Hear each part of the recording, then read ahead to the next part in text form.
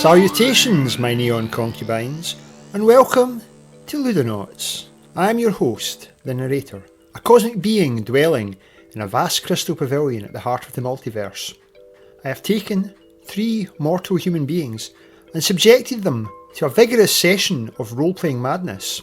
Let me introduce you to them. Hello, I'm Michael, and I'll be playing Peter Penumbra the Cacogin.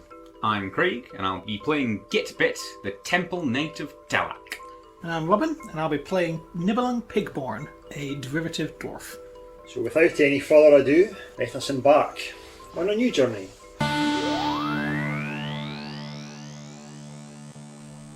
We return once again to the fetid little corner of Troika known as Malcher's End, to Good Crumble Square, where we find the famed, or rather infamous drinking establishment known as the Pickled Dragon. There's a jolly atmosphere in the Dragon tonight, for today is the Day of Fingers, the first day of the 10-day Advent leading up to the Feast of the Ascension of the Enormitarch, which you all know. The patrons are all in a jolly mood, with the exception of one Peter Penumbra, who's in a foul temper having misplaced his filaire, a magical amulet that lets him change appearance. Still, it's the first day of the holidays, but as we'll soon see, adventure doesn't take a holiday. Okay, so we're at our table. At your usual table, the bar's really busy tonight. It's a 10-day period. Today's the Day of Fingers, tomorrow's the Day of Hands. There's various days that leads up to the day of the Ascension of the Enormitarch, who is the ruler of Troika. So it's a celebration of him, her, it, them. So, Gitbit, Yes. I'm not making any accusations, but if I don't get my Valir back, I will be very, very angry and stab you multiple times. Do you not feel more aware now? Do you not feel more, apprehensive and I ready? feel like everyone else is exponentially more aware of me, which is a problem. General awareness raisal is part of my agenda, so I do feel quite happy with the situation. Before, when you were being accused just now, Gitbit, Yeah. I was going to defend you until you opened your mouth, and now I'm even more convinced that you have, in fact, taken his Valir. I have to imagine that I'm completely innocent. I have to imagine that. I really hope you are. I'm sorry, but I'm sure it's just been misplaced. We will find it. Well, Would you like a chocolate finger? It's or not a finger biscuit? Or a finger sandwich? I suppose, yes. There are a range of finger-based snacks available, as is traditional for the night. Now, because it's so busy, smirking off, the exceptionally ordinary-looking barman here has gotten in goblin agency staff. So there are 3 or 4 goblins, little goblins running about, taking orders, going up and down to the bar. So you don't even really have to leave your table. You don't normally need to, use waiters to order finger food, so... No, it's not finger food. It's food that is finger-based, finger-inspired. There are little... Finger-themed food. Yes, little finger tarts, finger sausages, Chicken fingers, chicken finger... fish fingers. Owl fingers. How did I not get fish fingers before chicken fingers? Anyway. Owl fingers. Owl fingers. Yeah, that does sound delicious. Can I, Yes, bum okay. a $5 off you, Peter, for some owl fingers? Sure. Yay! Why not? A round of owl fingers on Peter. A round of them, that's going to be more than 5 pence. Ah, $5. 5 G's, 5 beggies. Money is measured in pence. 5 people. So a goblin server is nearby who's either overheard this or been accosted by Gitbit. I'll call for a goblin. Hello, goblins. A little female goblin comes up. She's wearing like a sort of... a little bit like a pink ballerina outfit, and she's got bright red hair that's up in bunches. Hi, I'm Peggy. How can I help you? I'd like an owl finger. I'd like as many owl fingers as 5 pence will get us. She takes your money 1 plate of oil fingers coming up. and she runs off into the crowd. It's not really a round though, is it? No, but it's more than I was expecting. Because I was expecting a round. Plate's round. But then when you put me down, I was like, maybe we'll only get one owl finger between us. We're getting a plate. I mean, I guess 5 pence is like a hand of owl fingers. This is 5. I don't know. Are they big owl fingers? Are they like owl bear fingers? They're about the size of an ordinary finger. It's a horribly unethical practice, but they taste so good. They're not made from good quality owl meat. It's battery owls. Battery owls. Yeah, it's a sad business, but they are tasty though. Okay. Pretty soon, Pliggy returns with a plate of owl fingers and an assortment of dips as well. Ooh. Lovely. Thank you, Pliggy. I'd give you like a She tip. she stands and coughs. I'd give you a tip, Peter. I'll give 2 silver pence to Pliggy. Thank you so much, sir. It's okay. I'm sure you have some money. Don't you have money? Didn't we all get paid? I think I forgot to get paid. You definitely did get did get paid. paid. I just assumed you were bumming it off Peter because you've spent it all. Did I go back and spend all of my money in that alcove in that hotel? And then because you had no money, did you go and steal my Valir and then pawn it off? No, I doubt I'd ever do that. Doubt. I don't. I'm extremely confident. Have I ever stolen anything in your presence? Yes. In fact, the question is, have you ever not stolen? I've known you years at this point. Yes. That's a lot of theft. I don't recall any of this. Are you denying that you stole the Valir? Yes. Do you think it was... Oh, what's his name? Do you think it was Damp Kenneth? Damp Kenneth is probably your culprit. He's probably sliming it now. Probably sliming all over it. Have we seen Damp Kenneth recently? You haven't seen Damp Kenneth for pretty much since your last encounter with him. You know he's taken to hanging around at Old Mother Crumhorn's apothecary in hopes perhaps that she'll pay attention to him. But of course, we wouldn't have seen Damp Kenneth if he had a Valir. You know, that's the thing. We would probably have smelled him though. No. Like, he's stolen the Valir so he can change his form into something more appealing to that witch. So it doesn't change your personality though, does it? No, but like, you can only try so much. You can only try. I think we preemptively kill him. Like, we don't give him... Because he might have, like, words of power. We don't know that, and there's no reason to assume it. But he might... He's the 3rd best befouler in the city or something? So he says, but he's probably trying to, like, lure us into a false sense of security, something that I'm very worried about. How are the owl fingers? They're very tasty. You can tell they've used real barn owl. Yeah, you should all dig in. I'm very generous. Like, I don't steal things. I might not magnanimous. Exactly. And I'm sitting here being accused of theft by my closest friends, and He's just bought a round of owl fingers for everyone. Exactly. With Peter's money. Yes. I don't know where I put my money. Maybe someone's stolen my money and your thing. Have you lost anything? No, but that's because ever since I found out that you watch me sleep, I've been locking my doors at night. Yeah, it has been... There's not been much to I do. I wake up and I can see your shadow at the door, and you rattle it, but that bar holds steady. Well, you gotta do something at 4 in the morning, you know? No sleep is quite dull. I'm not playing a weird little card game at 4 in the morning. We have a child to raise. And He is up at all hours. because you wake him up. Yeah, but like he's very. You shove him and you say, "Are you awake, child? Are you awake? We need to play games, child. Are you awake and aware, child?" We need to homeschool him before he goes to school, so he's got a head start on the technical monsters and like the vegetable people. I'm only just learning that this automaton that you have sleeps, and that is yet another thing I distrust about it. You don't like that it sleeps. Well, it's robots. Why would it Peter, need to? what is your damage? As you pick over the old bones of this argument about the mechanical man. He's here, by the way. He's got a little Yeah, no, he's with you. He's got He's wearing a little party hat. It slides perfectly over the top of the helmet. Uh-huh.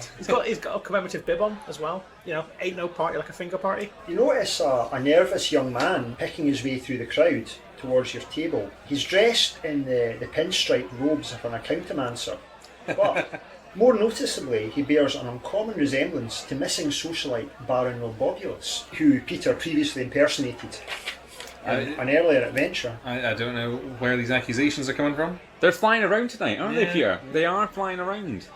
The man makes his way to your table. Excuse me, gentlemen, may I have a quiet word with you on happy Finger Day, of course. Happy Finger Day. Happy Finger Day. Have a finger. Thank you. The old saying, a finger for me, a finger for you. It doesn't mean anything. He It's like Merry Christmas, you know. he takes a bite of Owlfinger. You get the impression he's never actually had an Owlfinger before. You've never had an owl finger, have you? No, I don't get out much. I mostly my work is mainly with numbers and the sorcery thereof. Interesting. But I'm wondering if perhaps you gentlemen can help me now. Perhaps you're aware of the missing aristocrat Baron Rhombobulous. Never heard of him before in my life. No, that is unfortunate indeed. You see We don't really pay attention to the politics. No, you see, I've been looking for him for some time. You two here, he gestures at Pig and Git, you both match the descriptions of the people he was last seen with. Because I'm a dwarf. We get that a lot, actually. Yeah, it's called casual racism. Exactly. I certainly, I meant nothing by that, good people, but of course, a Temple Knight of Telak and a dwarf, particularly one as unusually dressed as yourself, certainly noteworthy, and as I say, you match the descriptions of the last two people who encountered the Baron. Now, I know obviously this won't sway you, but there is some financial reward for. Oh, you mean our best friend Maxie? Oh, so you have seen the Baron? Seen of him. Seen of. For sure. But not for several weeks, months, or days. I see, and what's your connection to him? We were near him. Tenuous. Oh, he did have a habit of gathering random drinking companions of an evening. Perhaps I should clarify the situation more. I'm Maximilian 1511473. Please call me Max. All right, And Mac. are there 1511472 other Maximilians that we should know about? Oh, at least. I see. Interesting. And this is the crux of the problem. That normally the thinking engines in charge of the Rhombobulous consortium are happy to let him wander. However, in 10 days he must present himself at the court of the Enormitarch, and we don't have a Baron to present. Could it not be one of you? We could just get you absolutely rollicked wasted. Yes, you do look quite a lot like Maximilian Rhombobulous. Well, yes, we're all clones. I thought that may be the situation. Indeed. Now, the problem is, if he doesn't return in time, I will become the next Baron Rhombobulous. Sounds like a good thing. No, I will literally become Baron Rhombobulous. They'll strap me down, and the memory banks will be filled with all his memories. I will cease to exist, and I will become Baron Rhombobulous. And this is something that I don't desire. Seems like you're just going to have to bite the bullet on this one. Hang on. Well, hold on now. This financial incentive you mentioned. Yes, well, I mean, it would be unofficial, of course. Of course. But as someone with access to the financial cores of the consortium, you know, a considerable sum can go missing from petty cash. Okay. I do like petty cash. You could get more owl fingers. Yes, or anything else. How petty would be considered petty in your general line? Well, for the actual return of the Baron, dare say 1,000 silver pieces could quite easily be missed. Well, as I said, I can't speak for my compatriots here, but I've never met the Baron before in my life. Of course. But you have provided us with a very usable description of the gentleman, and Everybody knows him. we are. Well, I don't. We are in the Everybody's aware of him. we are in the general line of work of tracking people down, that sort of thing. So, Unofficial is our official specialty. what do you think? I think Sounds like a payday. it does sound like a payday. It would be cruel to allow this person to have their mind completely wiped clean and replaced by Space Boris Johnson. I'm interested on why they do that. He doesn't seem like a numbers guy, the Baron Rhombobulous. He doesn't seem like a kind of anything guy. What's going on?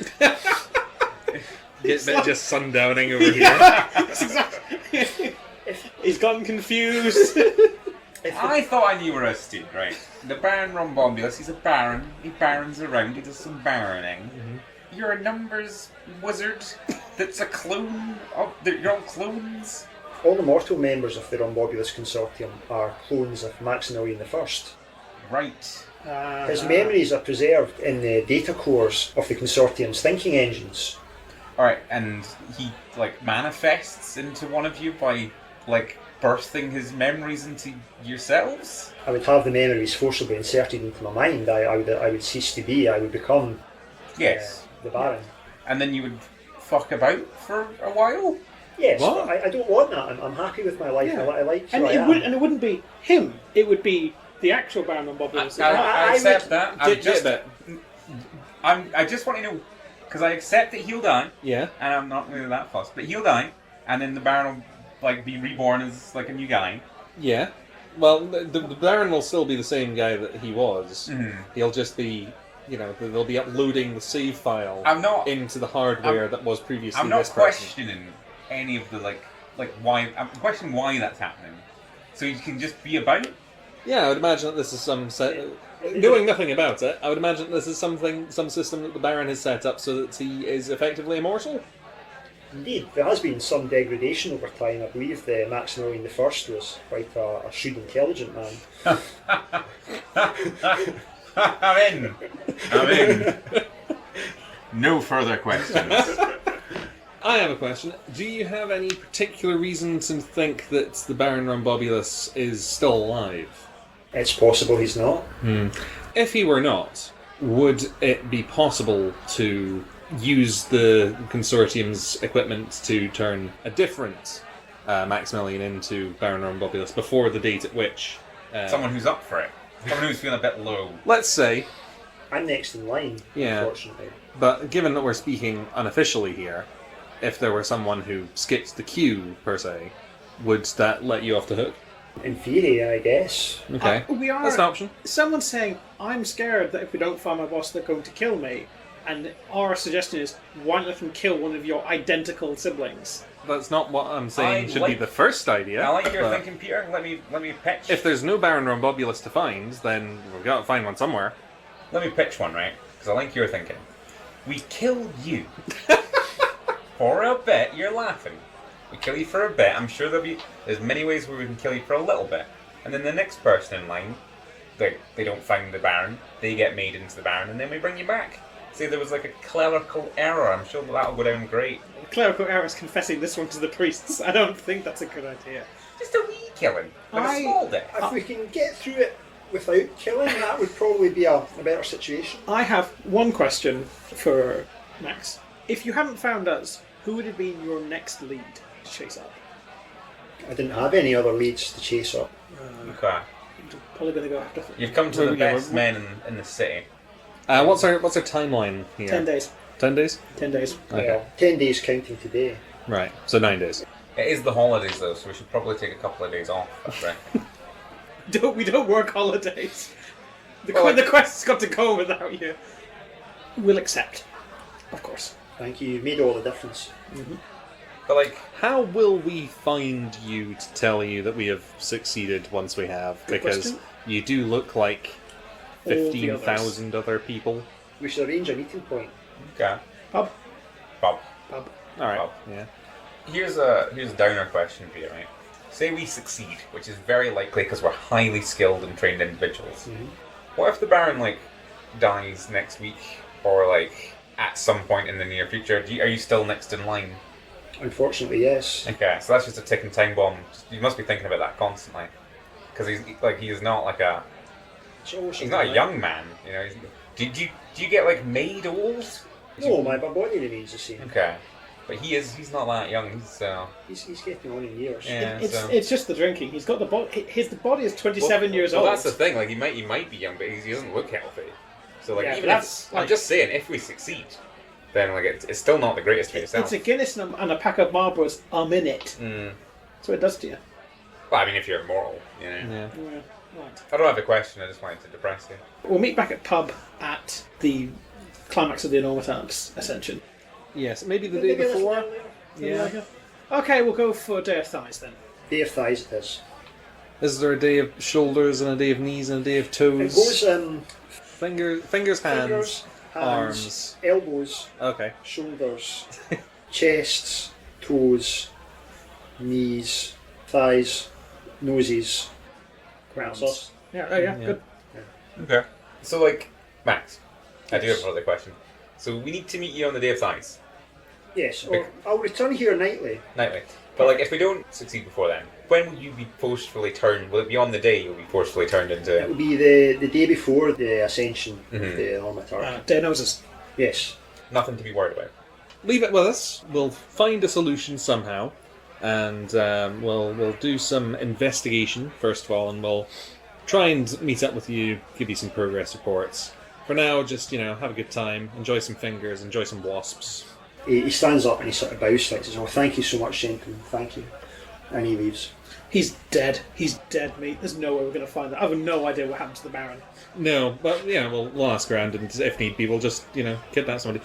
Or just do nothing. I have a very important question.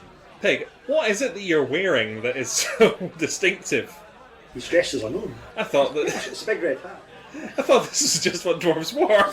He was like a dull office guy. You know? He's going to say anything. It's like weird. Pig sort of like nervously shuffles his drink. I was like, we don't have to talk about this. Do you know any other dwarves? If he met Big Jim Concrete, he would have died. Well, no one's quite like Big Jim Concrete. I don't think I do know any of the dwarves. Not well. In that case, I'm dressed exactly like a normal dwarf, and he's talking completely Amazon. You're the best looking dwarf I've ever seen. Stop it, you. Okay, let's. I've got a lead. Okay. I've got a lead. I've got a thought. I've been thinking on this. I've been keeping this under my not gnome hat for a while.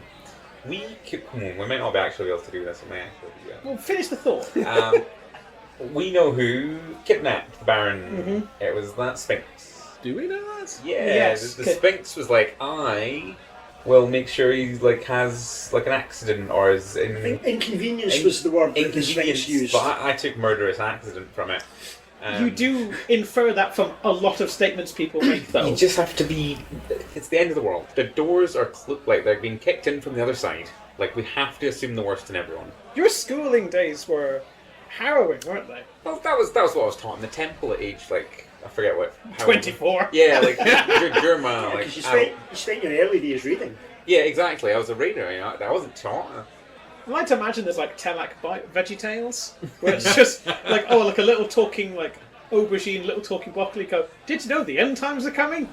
Distrust everyone. I used to be a lot more violent before I found Telak. A lot more crazed, a lot more unstable. And a lot less incontinence. We all age. But Okay. yeah, does that Sphinx currently exist in this plane of existence? I think the Sphinx is probably our best bet. Because Yeah. they won that contest. And they I'll be owe honest, us. guys. I had completely forgotten that we got the Sphinxes to knock out Baron Rhombobulous. We didn't do it. We were not implicated. They told us the Baron was inconvenienced, and that was a good disguise for us to take. Okay. That was a good opportunity. We didn't say yay or nay to doing that. We're not going down for that one. Just all the other things we've definitely done. Now, was Yeah. that the Obsidian or the Carnelian Sphinx? Which one was? Obsidian. We stole Obsidian. from the Canadian Sphinx. Yes. Okay. Well, let's. So Blamont and Thistle again? I believe we still have the Sphinx's card. Assuming that they still live in the same place. Well, like, we'll go to Blamont and Thistle, Yeah. ask, is the Sphinx in? If they say yes, we go up. If not, we find out where the Sphinx has gone. sounds good to me. Simple as it. Now, are you eating that last owl finger, or can I have it? Oh, you can have it. It doesn't even touch the sides. It's like a seagull. It's just gone. Oh, we've had a good evening. We've just sat down. This has all happened within 2 minutes of getting to pub. Fast, eager, active, just always be going, always be hustling, always be doing things. Let's hustle over to the Blonge and Thistle. Can we take the intestinal trade? Fine. Can you pay our way on the intestinal? I have no money. I don't necessarily believe you. You're very sceptical today. I haven't stolen your thing. I haven't murdered anyone Can you show me your Today. today. Can you show me your bag? I don't have a bag. Let me just check No this. wonder you don't. I don't have a bag. There is a box saying wearing, listeners, that has 2 objects in it, and one of them says rucksack, and the other says scrolls. Apparently, I've got scrolls. So what's happened here is I'm saying like, can I search your bag? And you've been standing there wearing a backpack saying, I don't have a bag. I go- always face forward onto you. It's just hidden by the perspective. We go to the nearest tube station, because it's like, a tube. It's a tube. So you can sort out payment between you, but you normally take the nearest tube up to the posh part of town wherein is found the Blancmange and Thistle Hotel. So you're standing outside the Blancmange and Thistle, which is brightly decorated in the streamers and ribbons and everything like that to mark the feast of the Ascension of the Enormitarch. The mandrels are all wearing little party hats. They don't look happy about it. But I am!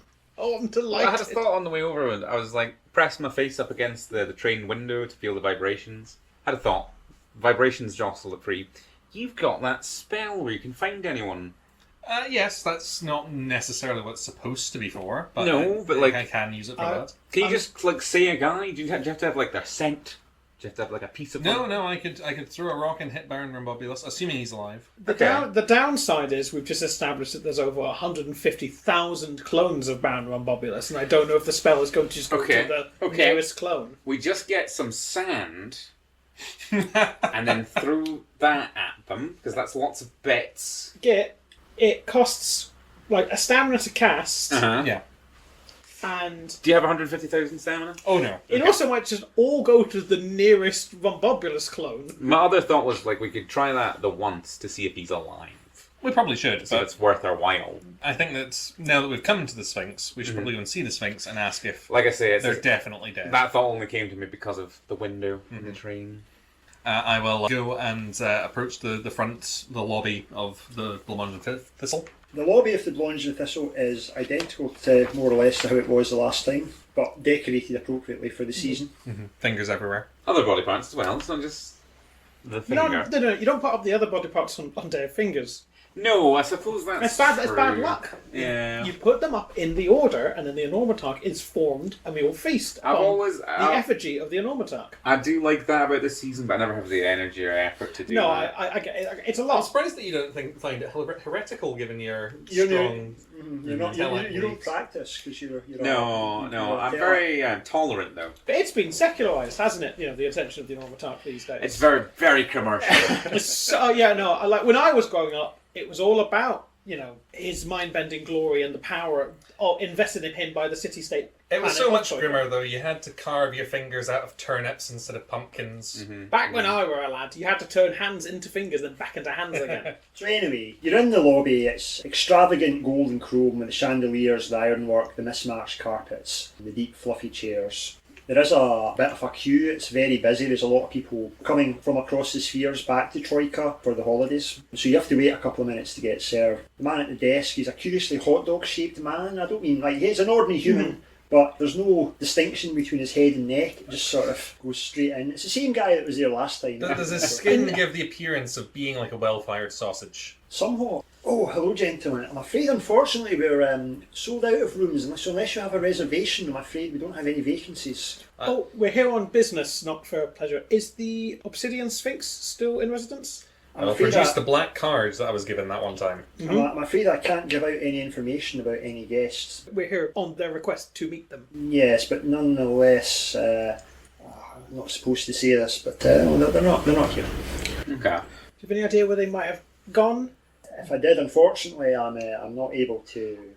Pig takes out 40 silver pieces, or a 40 silver piece note, and sort of like places it on the table. Pig places it in such a way that Gitbit cannot possibly touch it. I wasn't going and to touch holds his hand on it so that Gitbit cannot rip it away by force. All I was going to say was, like, still in Troika, and then, like, wave my hand.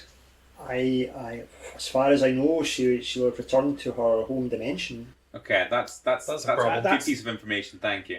Saved your life there, really did. He stretches out long hot doggy fingers and just the note just. Blessings of the season to you. And you too, sir. That's not your favourite day. A finger for me. A finger for you. Stop trying to make that a thing. That a thing. It's a dwarfish tradition. Say it back. A finger for me. Anyone know where Sphinx's home dimensions are? No. Who has the little mechanical man? Me. He seems very on edge. Ooh, good work, son. I've taught This you is where well. he materialised, after all. Oh yeah, we crashed down. Are you alright? He's sort of got his hands over his head and he's just sort of like shaking very slightly. Is it being in here? Is it being the Blamontin Thistle? Is it bad?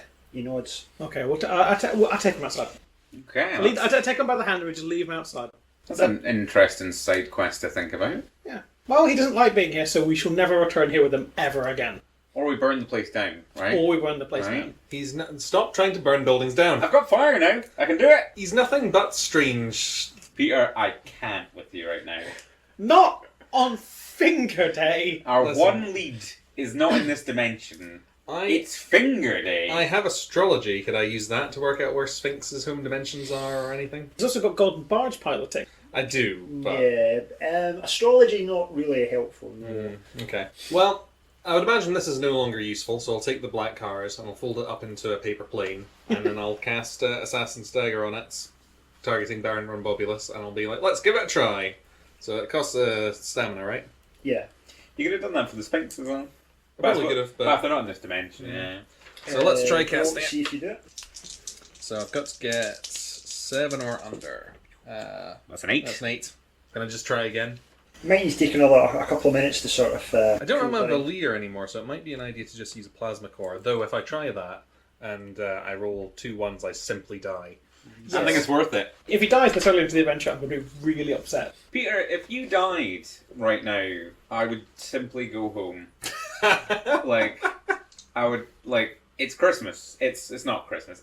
It's the feast of the season. And you'd explode? Is that the plan? You're going to explode? Well, you see, the thing is that if you... The plasma core is the plasma inside the plasma core. If you ingest that, then it will always have enough energy to magically power whatever kind of effect you're trying to achieve. Mm-hmm. But it's also potentially very dangerous. So what you're saying is, if you would explode. Viscera, guts everywhere. I think I would just die.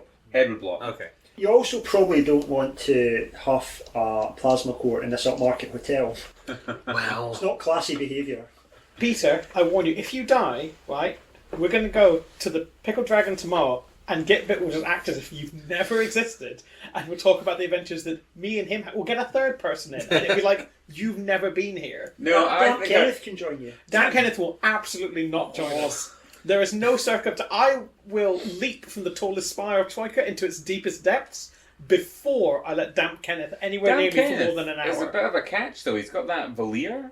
He's got, that witch girlfriend. He's got a lot going on for him. He does not have that witch girlfriend. He absolutely does not have that witch Well, girlfriend. since he's got that new face. I think we're going to have to chase up this Sphinx lead, I'm afraid.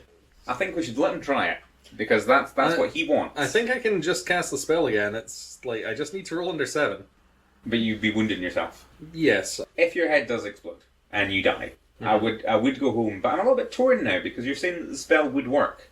So we could just leave your corpse in the hotel and your headless body, and then just follow whatever. I don't know it would work if I did die. Okay. It would work unless I die, and I would die if I roll 2 1s. Okay. We just leave the corpse on the floor like we've just broken a glass and we're just making a French exit.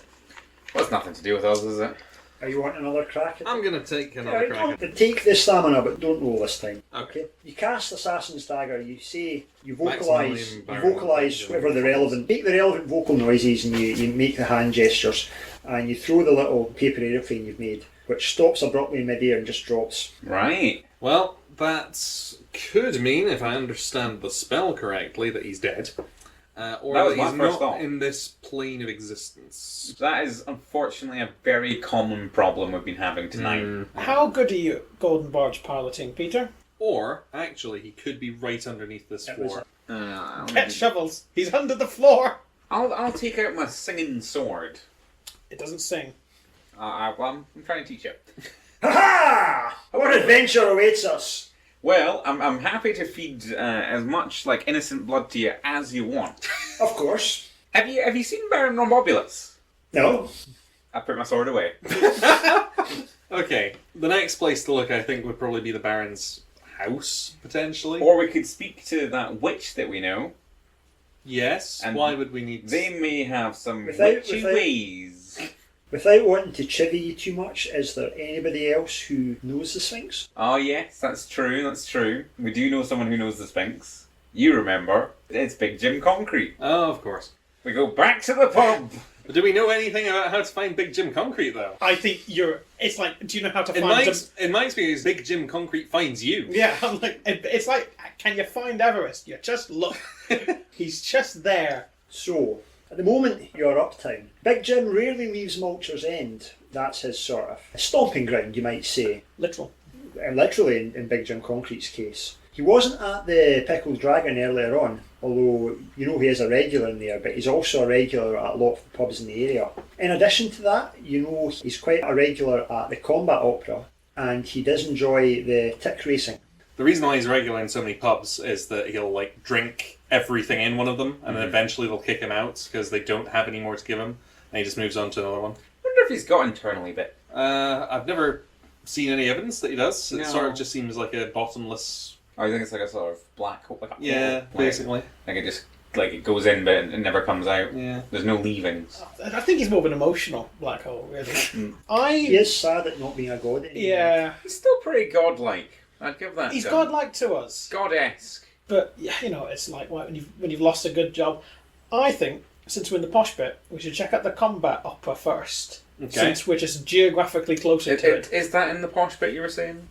It's back in Mulcher's End. I'm talking completely out of my sides. We could take the train again. The combat opera takes place in it's a large Colosseum-like structure constructed out of like a treacle-like resin. Let's take the organ train to the Treacle Coliseum. Okay, I'm not paying this time. Well, you're the one with the money. You're the guy.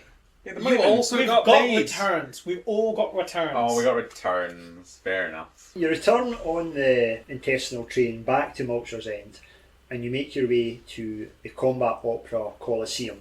Again, it's a busy night tonight. The Coliseum, it's surrounded on three sides by the Grudgewater River. So there's only a small strip of land connecting the bit of land that the Coliseum sits on. Across the river you can make out the dark shape of Whalgravak's warehouse. It's sinister sort of fluted chimneys still pumping out dust onto the roof. There's a queue at the turnstile to get into the opera. Again, it's busy tonight because renowned combat tenor Mausoleo Prontissimo is performing. It's his comeback. He retired but now he's back, so it's attracted a massive queue. There's like big billboards, big bill postings of this guy up everywhere. If you can imagine a guy that basically looks like Pavarotti in an armoured tuxedo. Now, I don't like to get out other than to go to the pub and drink.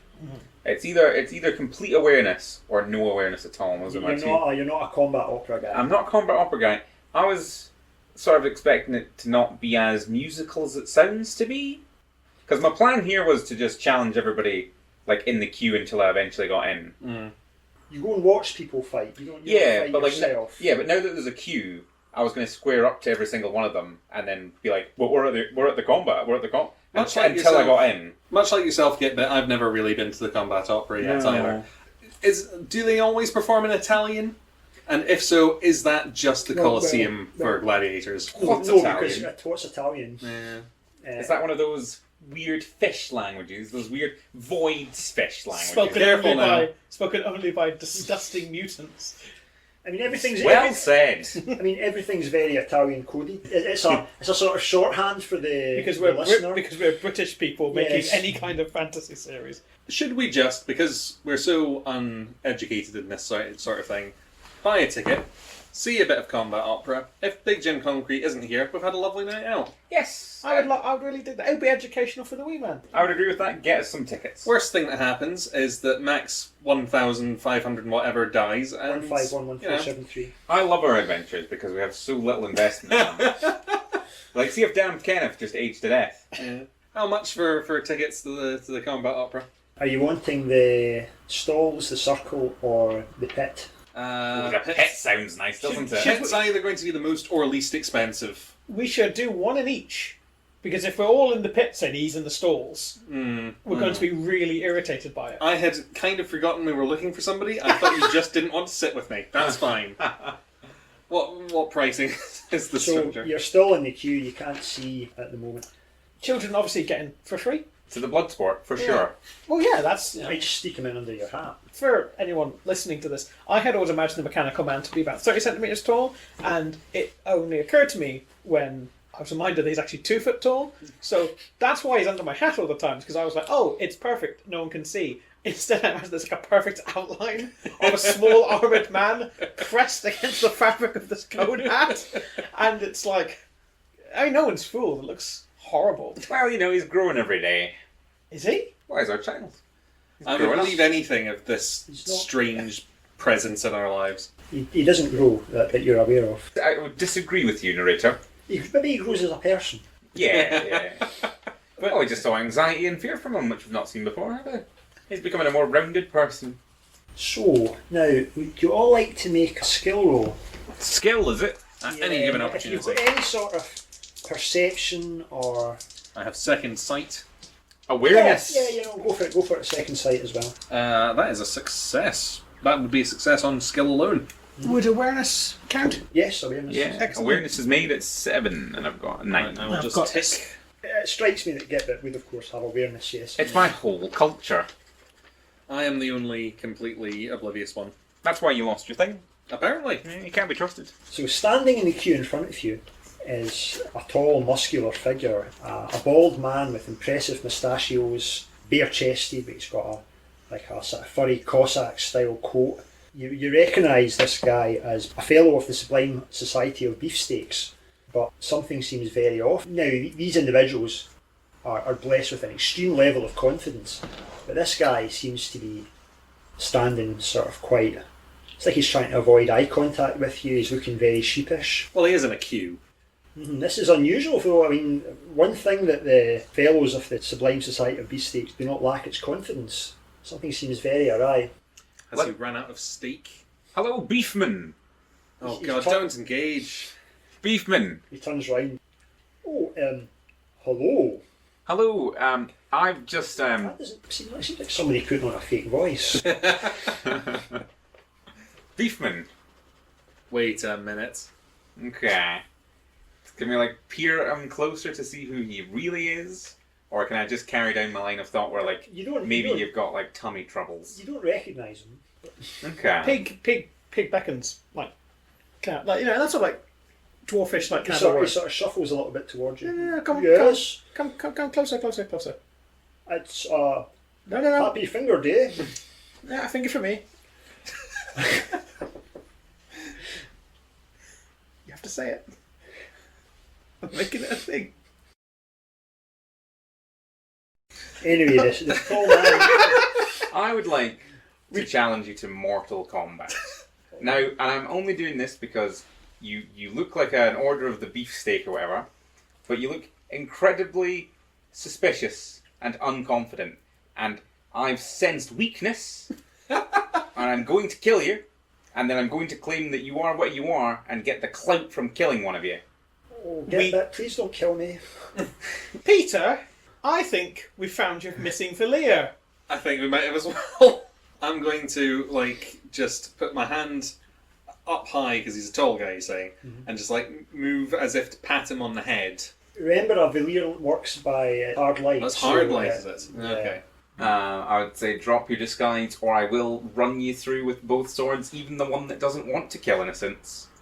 Oh, I'm sorry, Peter. I'm really sorry. I just borrowed it for because he reaches round and he takes it off, and you're presented with Tristram Eggwater, a fellow, I would say inmate, a fellow inhabitant of Mrs. Stiffpoon's boarding house.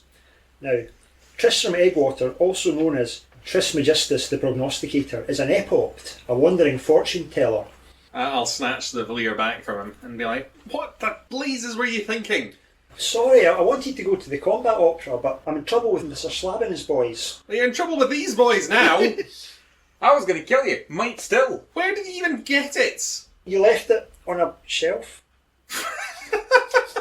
Well, it seems like it's entirely your fault. Also, I'd like a massive apology, possibly in the sort of form of paying for everything that I eventually asked for. Yeah, but Yeah. I'm sorry for automatically presuming You know, stole something. I had forgotten that you besmirched my name as well. Yeah. I don't know why you're coming at me. I've But- never done anything wrong. I should have known that, and I didn't trust you. I also apologise, Gitbit.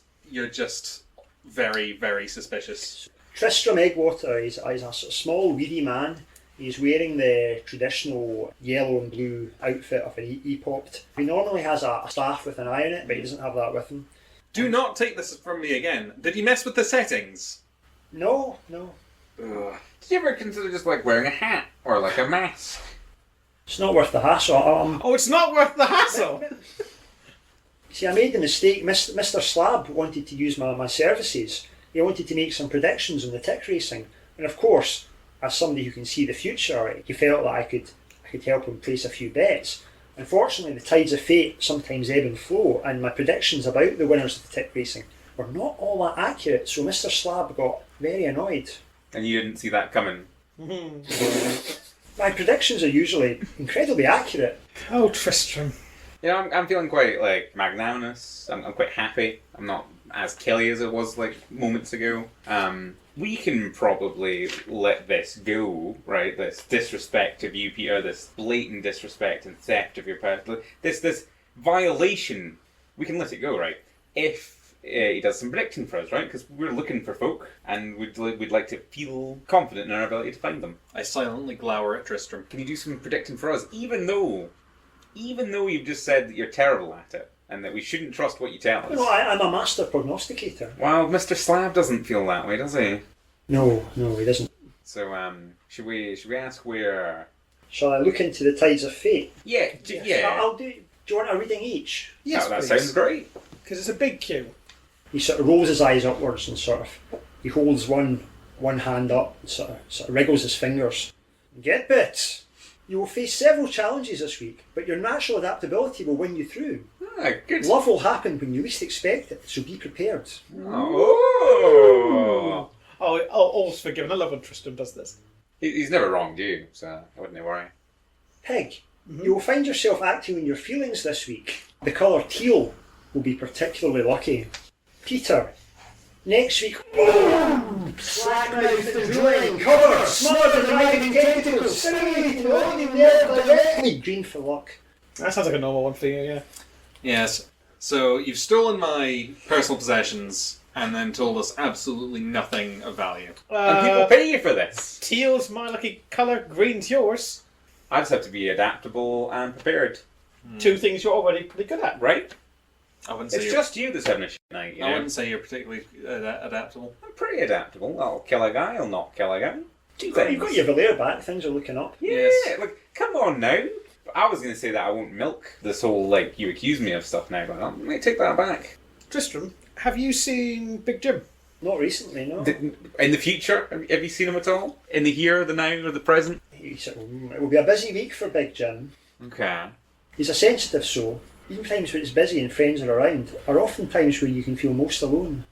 Right. You do seem like someone who would live with us.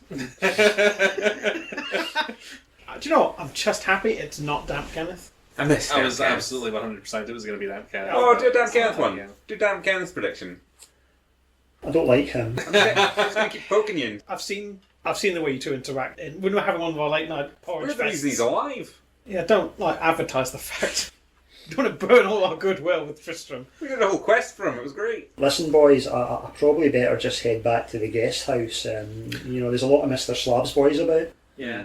What is it Mr. Slab does again? Should we be worried? He's a legitimate businessman and pillar of the community. Right. Right. He owns. It's like I can't get in any corner shops if Mr. Slab's unhappy with me. The community centre will bar its doors forever.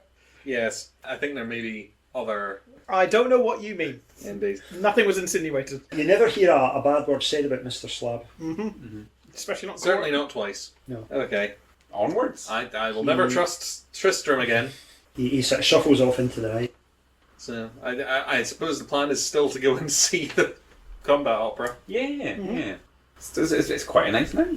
And we've got like a week until like whatever his face dies. Mm-hmm. Eventually, the queue makes your way in. Now, you're standing at the turnstile. There are two large trolls. So, in the Troika universe, trolls are large rocky creatures. You know, you're aware of the archetype. Yeah. Mm. Need your weapons, boys. And if we refuse? Now you'll get in. And if we refuse? Well, you don't need to go in. If we refuse? The larger of the two trolls starts sort of. I would love it for you to refuse, pal. It's religious. okay, He needs those for religious reasons. You can absolutely have my axe and his fusel, but this is a religious garment he's wearing. I also have a sword. Yeah, religious exemption. Get a bit. Yeah. So you don't want to go anywhere where you can't take your swords, I would imagine. I will not go in, right? Mm-hmm. But I'll also have a fight with you. Well, don't jump ahead, right? Because what I'm saying is, given that you've proven yourself to be so trustworthy today, Yes. what we could do is I could give you my weaponry, Okay. and you could go and look for Big Jim Concrete somewhere else. Somewhere while we else? go and... What weapons do you have again? Well, I have a fusel and a sword. And a sword. Okay. But I would be expecting them back once we're out. You would be expecting them. Yeah. And also, don't lose them or claim that they don't exist. If you give me a sword, right, I'll be even more powerful to fight this troll. Have you got space to carry it? Oh no, I'll have to. I could drop a knife. I'll take Is that why you don't have any money? You need to make as much room as possible for additional swords. Everything's a sword apart from. You can carry more than that, but you'll be over encumbered. I'll drop my knife. Do you have a sword? No. Okay. Well, I've got room for one as well. I've got 5 spaces I'm not using.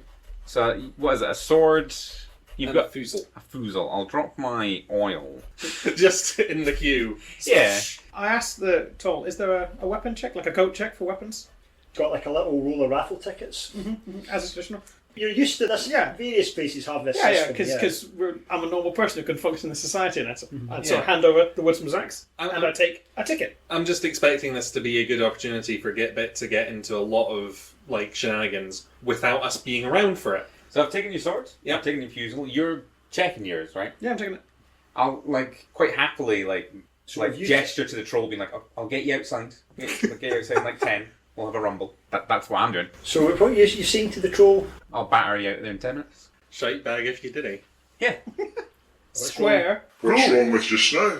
Well, I'm happy to do it here if you want, but The troll sort of shrugs. Says, Have yeah. we wrestle amongst all this oil I've just spilled on the ground? I mean, Pockets- I was full. worried about the queue getting hassled, but if you want to have a fight, then fair play. The typical combat opera goer has quite a bloodthirsty streak, as you'd imagine. So there's a little bit of a crowd gathering. Gather round, lads. Come on. He reaches behind him on the table and pulls out an enormous metal-studded cudgel, Okay, cudgel. which he Good sort of- man. he sort of throws up in the air and catches with a worrying degree of skill. I'll produce my singing sword. Ha ha! Looks like troll meat's back on the menu. Ha ha ha! Yes! He's an innocent! As far as I know. That's that pillaging laugh. You should probably go in before, Just This isn't the first time I've seen you do this. This is perfectly average, but we're just gonna. I think this must happen every time we encounter trolls, honestly. I think it happens any time we encounter any kind of resistance, any time in society. Well, there's no resistance here. He would have just checked my things. While this is happening, Pig's got himself one of those little tubs of ice cream with a tiny wooden spoon, where you had like a little wooden paddle. Oh, yeah. Because it tastes best when you're having it from the little. Yeah, you get Wasp-based ice cream. that wood fibre taste. Yeah, wood fibre is the flavour of the ice cream, actually. Oh, right, okay. Now, don't die in this needless fight, Mm-hmm. because then I'll need to get the sword and the fusel off of you and actually hand it into the coat room, and I can't be bothered with that. I cannot guarantee that. I have no conception of how strong Troll is. No, nor do I. I would imagine very. They're about 8 or 9 foot tall, made of rock. Probably vulnerable to swords, I'd imagine. Probably, right? Rock creatures. I'm made of swords. It's going to Do be fine. you understand the defense mechanic that the swords power you up by? Or I get like a defense, right? Armour's equal to half rounded down the number of swords you carry. 5. Okay, so the troll, he opens his arms wide, he's like, Come on then, little man. Okay. I will ram my singing sword directly in his presumably fleshy eye. 15, is that? okay, so you're successful with your first swing. Our troll's eyes are made of a sort of crystal. Straight in that So- crystally eye. Not fleshy, but roll for damage. So I got a 5, so that's 6 on the damage roll. Crystally splinters of eye go flying everywhere. He goes, You little rat. I mean, you gave me a free strike. It would be into your genitals if you had any. the second troll steps up and swings at your head with his massive Whoa, fist. whoa. I see how it is. I'll happily die here, but y'all have to live as cowards. Get that, they're bouncers. Yeah, This is cowardly bouncers. I didn't say I'll give them both. I'll kill them both. Fair enough. Fair enough. They'll both die, but let's all remember what happened here. I got a 6 plus my sword fighting, so that is 13. 18 for the troll. Mm-hmm. Are we going to have to intervene? Have to. I'm simply not going to. His large rocky fist connects with your head. You take 8 damage. But I get a minus to that from armor. Yeah. Okay, take 3 damage. Cool. You go somewhat staggering back. Me again. I will stab the troll in his other eye. The first troll. The first troll, because I'm not even going to pay attention to that fucking duplicitous That cheater. Yeah, he doesn't exist. 3 damage. He's nothing. So 7 plus my sword fight, so 14 overall. 2, so that's 6 damage. So I rolled a 2 but got a 6 on the damage. Your next blow doesn't quite connect with his eye, but carves a big divot into his head. Mm-hmm. The troll that you hit is now absolutely livid About his life choices, I imagine. and swings towards you again with his club. So I'm high. Ooh, 9 plus my thingy, so that's a 16. 17. Is that another 3 damage? The troll wallops you in the midriff with his club. Thankfully, you're wearing your sword, so obviously that would have done a severe mischief to an unarmoured mortal. But I'm not even at half health. Well, the blessing of Telak was with you for this one. I'm Telak's will. Made manifest. Yes, Telek's last will. End of turn. I've been looking up the Telak rules, and I had forgotten that he's called Telak, the bringer of swords. I brought the sword. You brought the Yeah. swords? No one is bringing swords more than Get Bit. No? I was born for this. End of turn.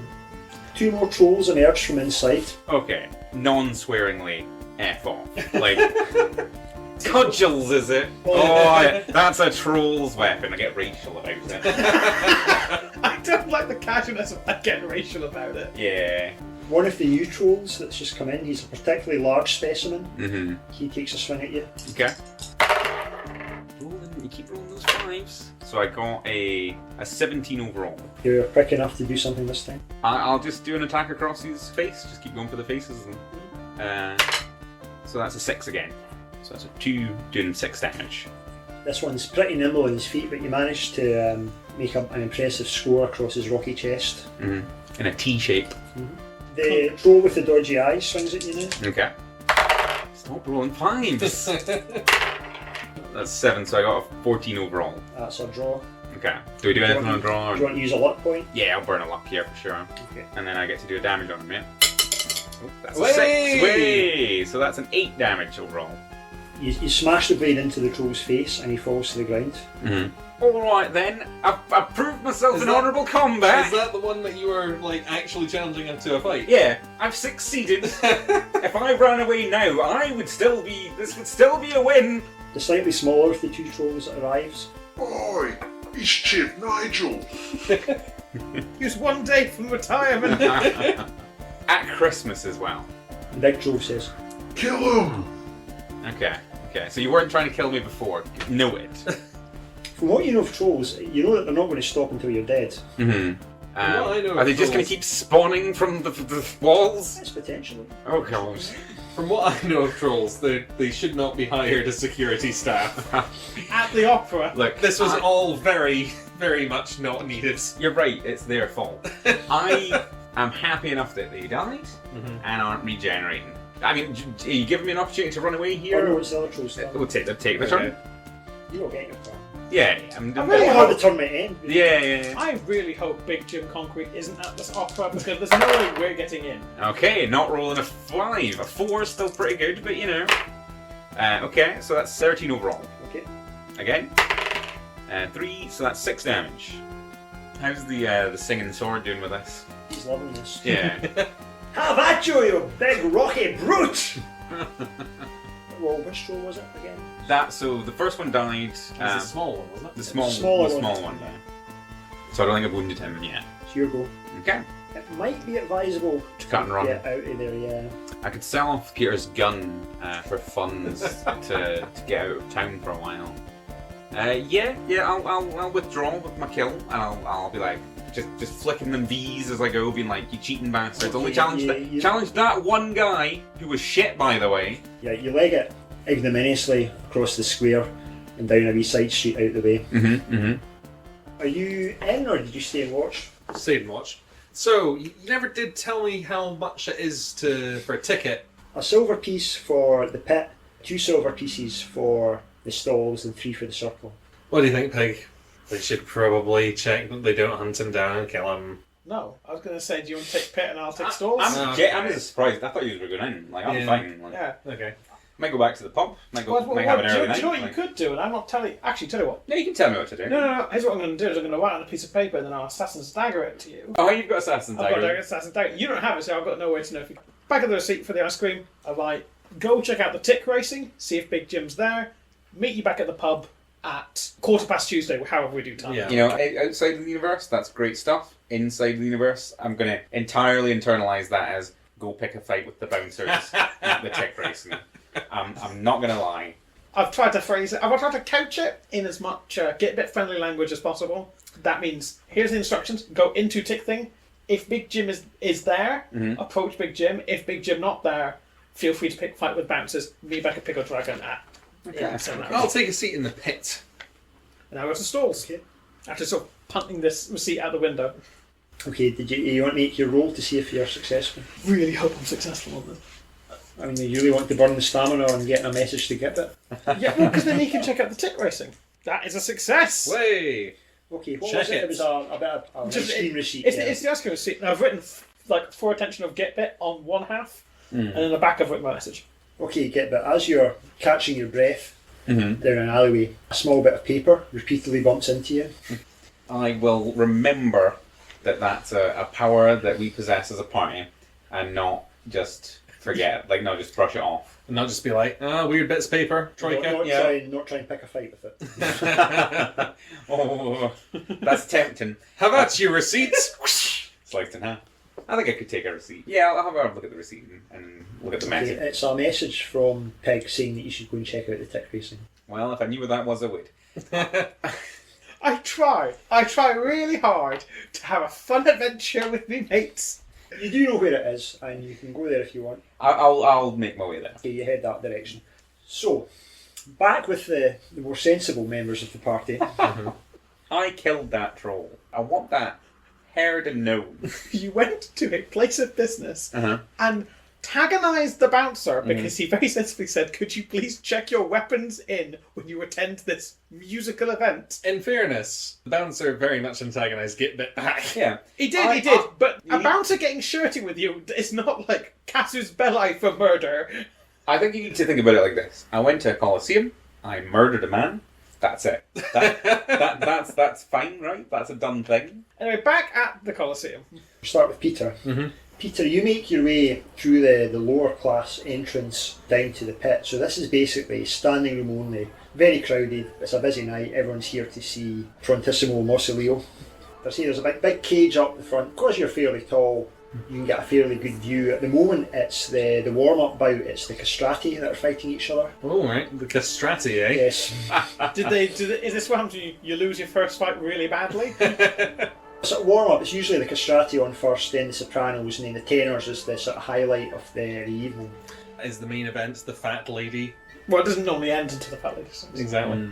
Pertinently, although it is busy, you don't see any immediate sign of Big Jim, because he would stand out in a crowd. In the crowd, yes. Pig, you're up in the circle. Yeah, well, I'm up in the circle.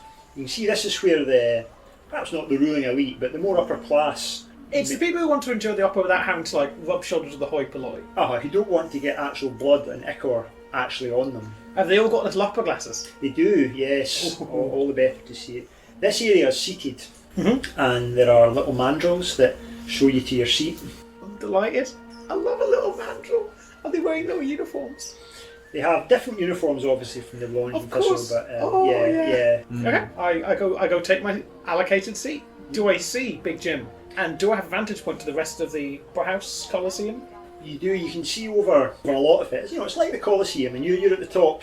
Oh, at the top tier. Top tier. The fighters come up from a sort of pit in the middle and then fight each other. And there's a little section for the orchestra to play. And you recognise tonight, because it's a special night, they've got the Green Pond Orchestra in, who are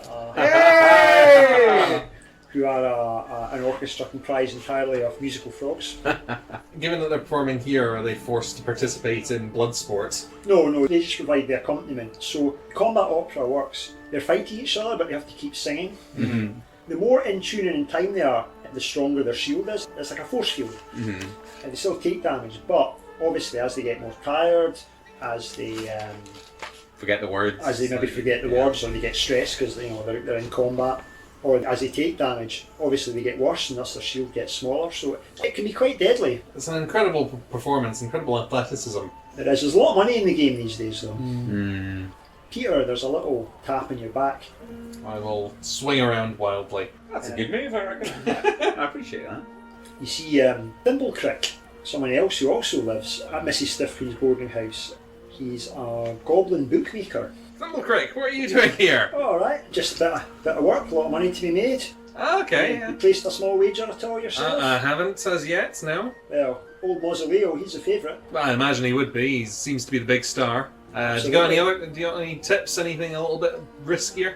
Oh, I hear good things about Gorg, son of Gorg, son of Gorg. Oh, Gurg, son of Gurg, son of Gurg. Mm-hmm. Yeah. You don't get a lot of orcs in the combat opera game. Yeah. I remember, like, back in the day, seeing a lot of, like, posters and things for Gurg, son of Gurg.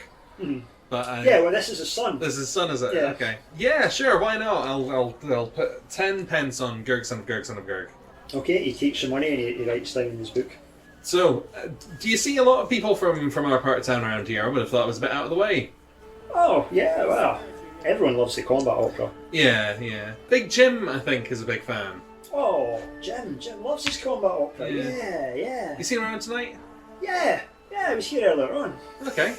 Like previous performance, or you've just seen Yeah, him? I just caught some of the warm-up acts. He said he had to go to... Oh, no, where was it he said he was going to? Scratches his head. I think he said he was going to the Golden Nest. The Golden Nest. That feathered folk place. The Feathered Folk place. Oh, I didn't expect this a big Jim. What's the Golden Nest doing now?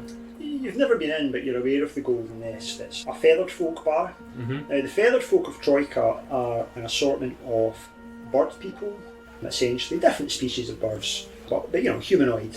So they would have, for example, like arms and legs and hands and fingers. Any of them owls? Possibly. Interesting. The most notable feature of bird people, most notable The feathered folk. feathered folk. Thank you very much. We prefer the term feathered folk. Is that they once had a religion that worshipped the egg of time, which sat at the heart of their temple city on the holy mountain until the day the egg cracked, and the god that leaped forth instantly shattered into a trillion shards of glass that flew off in the cosmos. Since then, they've been eager to join any religion founded after that point, believing it to be a shard of the born god. So they're basically fanboys for gods. Now, you speculate this could potentially be why Big Jim would go to a place like that, but you're not sure. I smell. You're not there. I'm not there. But out of the game, I smell exploitable people. Over the years, Gitbit has attracted a small following of feathered people who are interested in the worship of Telak, but their interest tends to be quite fleeting before they move on to the next god that catches their eye. Because sometimes me and Peter take my side. I mean, we have a quick chat, a brief explanation. I was more thinking that we don't need to bother giving them a quick chat. Their interest in Telak as portrayed by Gitbit is naturally quite fleeting, because they have to spend any time at all around Gitbit and decide, no sir, not for me. Anyway, this is all redundant because Gitbit's not there. Well, that's interesting. I'm looking for Big Jim, as you probably can tell, job related. But say no more. Yeah. Say no more. He taps his little stumpy goblin nose. I'll look for that after I see if I win my bet. Sure thing. I'll see you around. Yeah. Can I cheat for Gorg, son of Gorg, son of Gorg? I could turn myself into a steel chair for him to hit the other guy over the head with. Can you become anything? Yeah, I believe so. You can become helium. Would I be able to get through the shield if I was helium? Well, helium's a Also, gas. I feel like if I transformed into helium, I'd just disperse and die. So, That was my thoughts. So let's work along that level, do you have anything to do, or shall we just watch the fights and... If we could be in Yeah, talking... it's worth bearing in mind that you don't know how long Big Jim is going to be. If I were to But I make do have 10 pence on this bet, man. If I were to make a suggestion, which obviously I can't, it would be because obviously Pig can see you from the uppers, and I imagine you can see a cone which is right in the view of someone else. Yeah. Pig makes makes a wave, makes eye contact with Peter. Thumbs down, thumbs up. I'll be like, thumbs up, and get some paper. Do I have any? Well, what you could There's do. various scrap. What you could do is just the visual sign for pub, like make a little pint thing, because Pig will just immediately leave a seat for that. Okay, fair enough. There was very few. I guess games. I've wasted 10 pence. Well, he's a bookmaker, right? So You can catch up with him. Yeah. He Yeah, lives but in you our can house. just tell me that Gorg, son of Gorg, son of Gorg He's lost that never- match, and I would probably believe him. Well, that's up to you. The results will be published. It's Okay. not like... Thimblecrick would never defraud you. Thimblecrick is a very honourable goblin. That's why he lives at Mrs. Stiffcreek's. Yeah. Honourable bookmakers don't do well.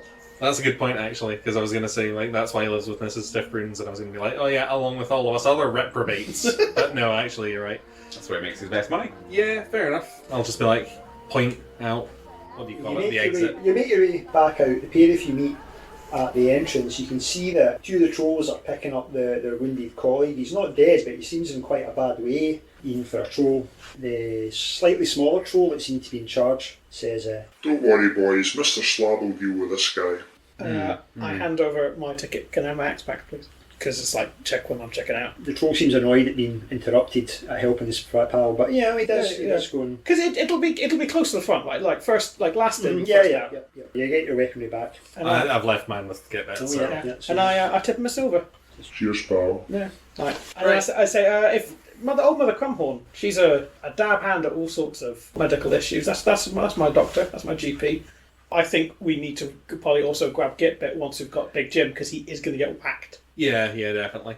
Met Thimblecrick, is that his name? Thimblecrick is the Yeah. golden... Yeah, he's...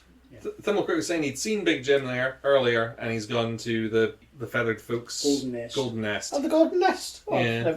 All right, excellent. Yeah. Let's get cracking. Should we go and see if we can find Gitbits at the races before we... No, there's no point. Like, I worry we're going to get to the Golden Nest after, and we've lost Big Jim. You will have to do any combat on your own if we don't go back to Gitbit, though, because I do not have my fusel. It's fisticuffs only. Yeah. Do you want a knife? Sure. There you go. I give him the knife. Okay. I also keep. So I'll just score that out in my book. So just to the Golden Nest and continue to be a player short, I guess? To the Golden Nest, yep. You can message me where you go. I guess, yeah. For Message you. the cost of 3 stamina a pop. Yeah. And also, they've got no way of finding out if he's received the message. I mean, it always gets there eventually. It does always get there eventually. Oh, that's a good point, sending messages about where we are, where we're going. Yeah. But we know where we're supposed to meet in several hours. In the event that we don't hear from each other, we'll go back to the Pickle Dragon. Yeah. Did we arrange that? It's what I wrote on the letter that I magically sent to you. Okay. I'm having this argument with like a figment of Gitbit in my mind. You know when you've got someone who are like, sometimes when they irritate you, you have an argument like a facsimile. A Gitbit's always with me. Like Telek. Like Tailak. I am. Telex well. Okay, the two of you make your way through the streets to the Golden Nest. You know roughly where it is. You've been past it a few times, although you've never really given it much thought. So the Golden Nest, it's a building. It's constructed to look from the outside, as the name would suggest, like a nest. It's made out of golden bricks that have been assembled in a nest-like structure, obviously to make the feathered people staying at home. There is a bouncer standing outside. There's a large, sort of crow-like fellow. Hello. Can we get in, please? Sure thing. You know it's a feather folk bar, right? Yes. Yeah. Have you Big Jim? Have you seen Big Jim? Tall fellow, made of concrete. That's the one. Yeah. Is he still inside or? Yeah, he's just not long got here. Good. Exquisite. Right. And we go in without disrupting the bouncer any further. Have a nice night. Also, I tipped that guy earlier 1 silver because I had an odd number, and now it's dropped it down to an even number, which has really pleased me. Well, shall I tip this one then? Oh, if you want to. 1 silver. There you go. It's always best to keep the bouncers on your good side rather than deciding that they must kill you. You walk into the Golden Nest. It's a busy night. There's a sort of hubbub, but it's chirping, you know. Is that the spring chorus? Yeah, it's exactly that, but a little bit deeper because obviously they're human sized. Internally, it's also done up like a nest, and you know there are various sort of pictures, various icons of the Great Cosmic Egg. From up the back, you can hear a familiar voice. Aye, 72 years. It was quite a while, I can tell you. I started getting bored around about year 30, but I thought I would stick it out. Well, I don't think we need to ask around for where he is. Let's go towards the booming voice. Big Jim sees you. He's at a table at the back. He's surrounded by a coterie of admiring feather people who are listening rapt to his conversations. You imagine having an actual god, even if a former god in the presence, is quite a treat for them. As you know, being a former god, he has very little idea of how to dress normally. He's wearing lederhosen today. Spectacular. And- No other notes. And a yellow fisherman's hat. Peter! Pig! Keeping out of trouble, I hope. Oh, not even slightly. Oh dear. Can I get you a drink or anything, Jim? Oh, Bold opener with Big Jim Conkery. Well, I've been paid recently. I can probably afford a couple of well, not a couple of £100, but I was expecting. I'll take a half of grub vodka. Grub vodka. Interesting. I will order Jim a half of grub vodka. Are you getting a drink for yourself? Yeah, let's get some wasp meats. That's what I They had. do have, by chance, all the alcoholic drinks are insect based in this, which is fortunate because the pair of you are both aficionados of wasp mead, so you get yourself some wasp mead. I have an earthworm gin. Incredible. Well, lads, it's always a pleasure, but I rarely see you in here. No, it's my first time, I think. Pub crawl, is it? No, Jim, we're actually looking for you. We're hoping that you can provide us with a little bit of information. Aye. You see, it was you who asked us to get in touch with your friends the other day at the Blonde and Thistle. The Sphinx. Oh, aye. He's got a lot of friends. Well, yes, and I'm sure... Probably a lot of friends at the Blonde and Thistle. Probably. He's a prior god. Yes. For completely unrelated reasons, we're trying to find the Obsidian Sphinx again, and we've kind of run out of leads. We thought you might know something that we don't. Oh, aye, well, after her victory, she went, I think she would have gone back to her home dimension.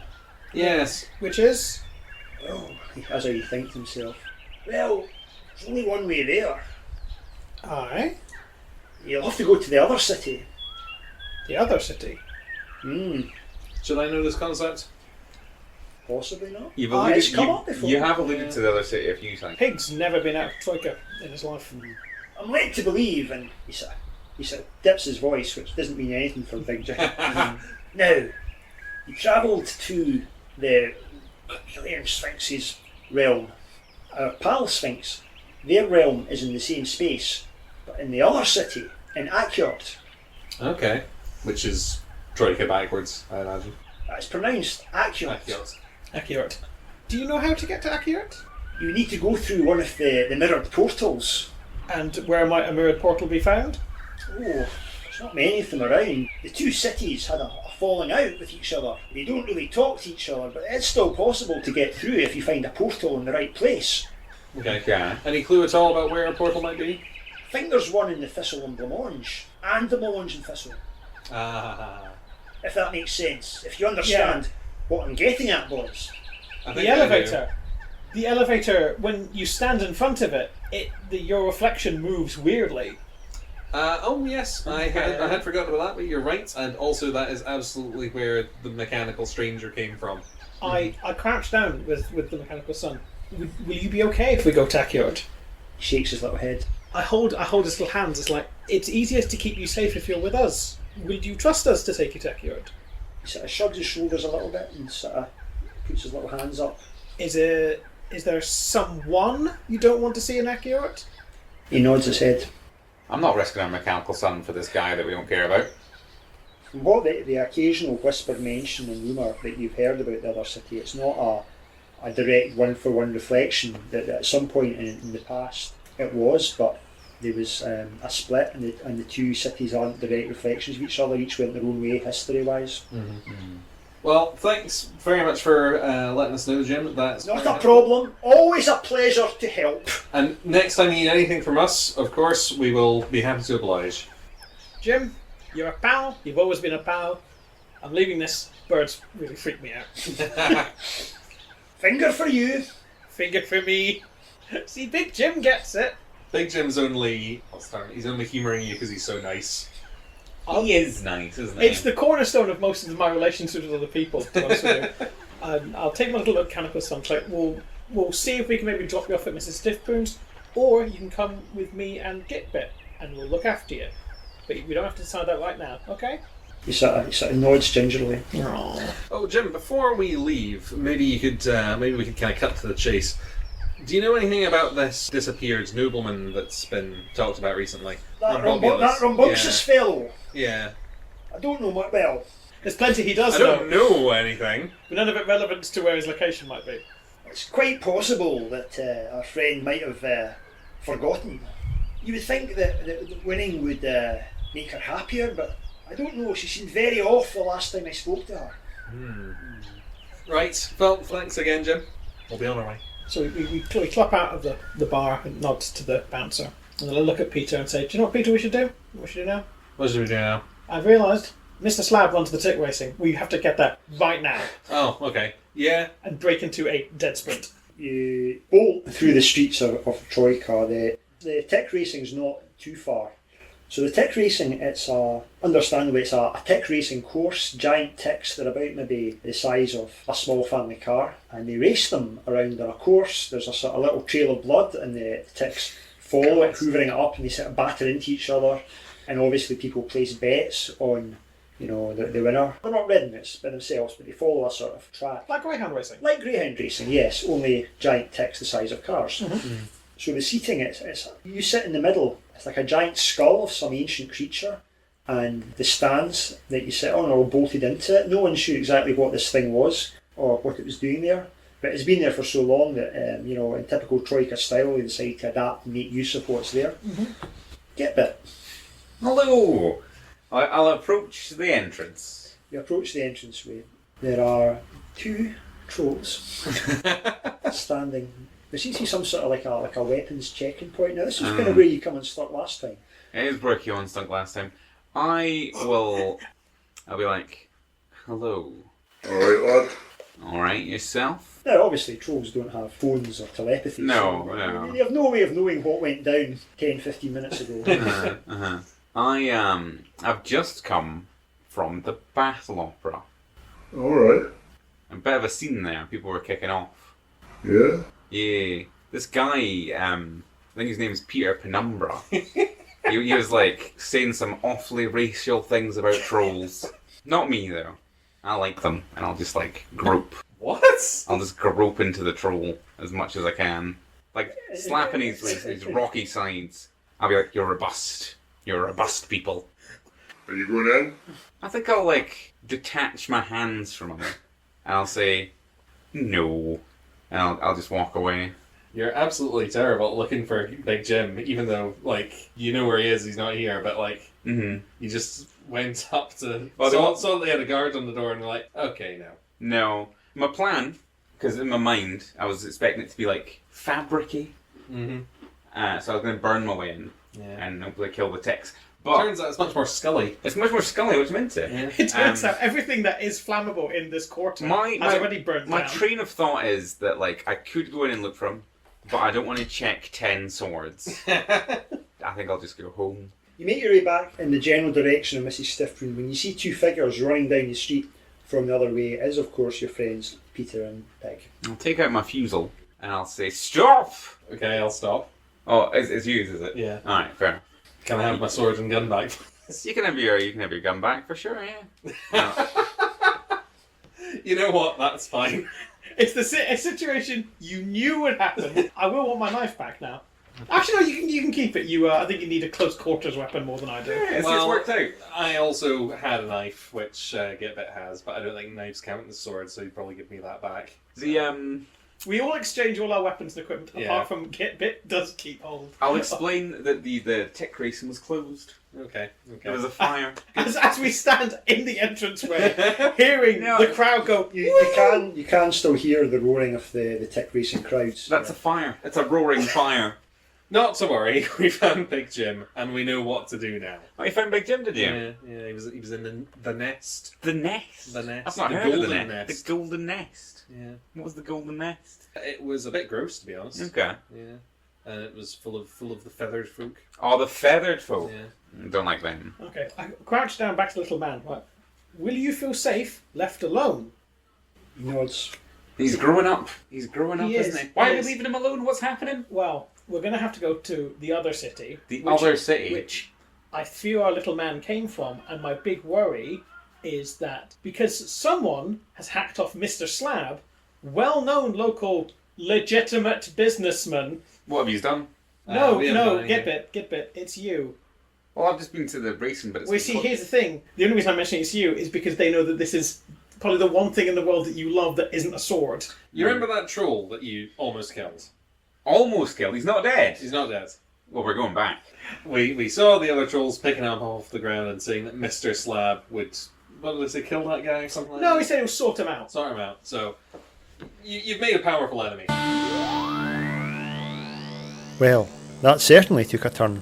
For the sake of brevity, I omitted the following 20-minute conversation about what they were going to do, since they didn't come to any actual conclusion.